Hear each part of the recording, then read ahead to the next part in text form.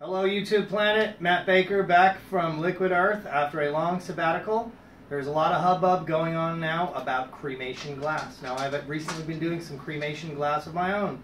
My glass I think is a little cooler because it actually has floating pieces, almost like an hourglass. And then I also actually took some of the glass and I put it in the furnace with my departed brother, and it actually was annealed by the heat from his body, which I think is also a little bit cooler. But right now we're going to look at how to make a pendant with a little bit of ash of your loved one in.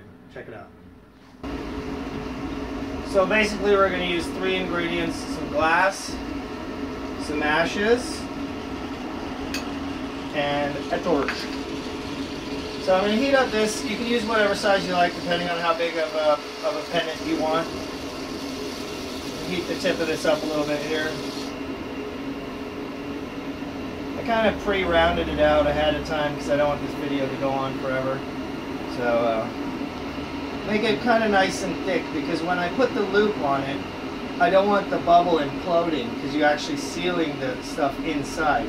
So you kind of have to have a fairly thick bubble to start with, otherwise your bubble will implode when you close it up as the air gets trapped. That's kind of one of the main things. The only thing you're really fighting in this, if you have any proficiency with glass blowing at all, it would be fairly easy except for that one little minor detail.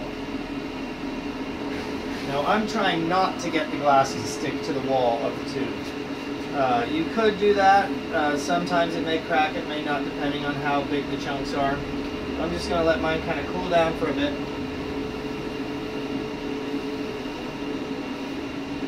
So that when I put the ashes in, they don't stick to the surface.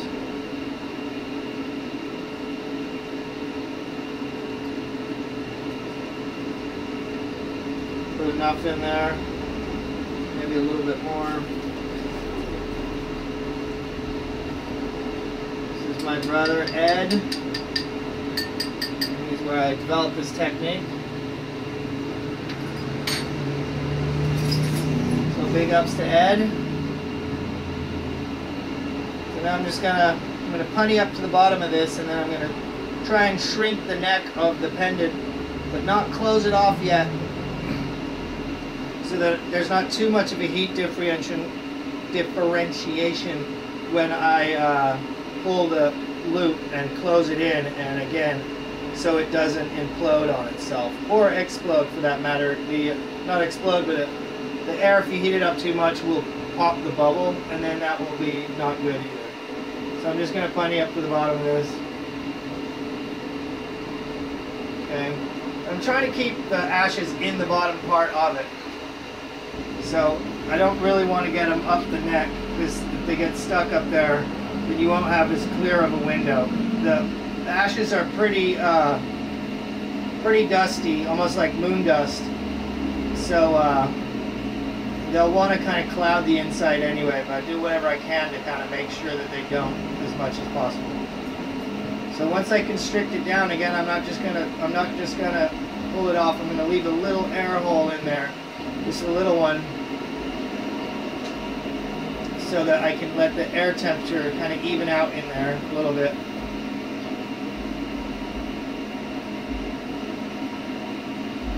Okay, I'm pulling myself kind of a little bit. There's a little tiny bit of air in there so that it won't implode, as I keep suggesting. So here we go. Once I kind of let it cool down a little bit, that neck area, it's really thin, so there's a little tiny bit of air in there, but not too much. I'm going to nip it off.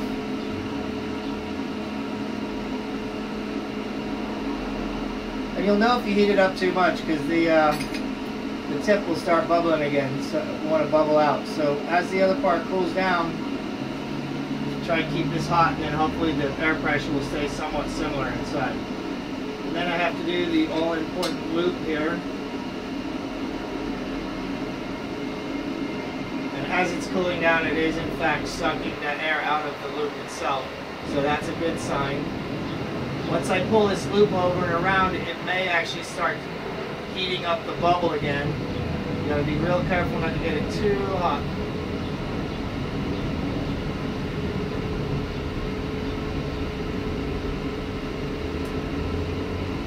Pull it over. Get it to where it's going to stick there. I use the paddle a little bit, or paddle it down instead of just heat, because again, I don't want to overheat this thing. I can't stress that enough. If you heat it too much, it will pop a bubble, as anybody who knows glass will know about the air pressure.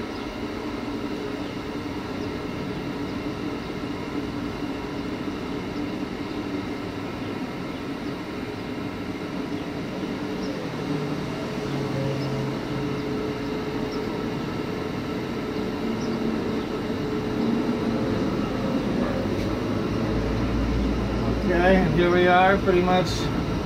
That's what we're going to be dealing with right there. So you can kind of see it inside there. We've got the little loop on there. I'm going to pop it off and try and not heat it up too much again. Just polish out the tip there and throw it in the kiln. And I haven't had any trouble with these really cracking knock-on glass. Oh, where's that one?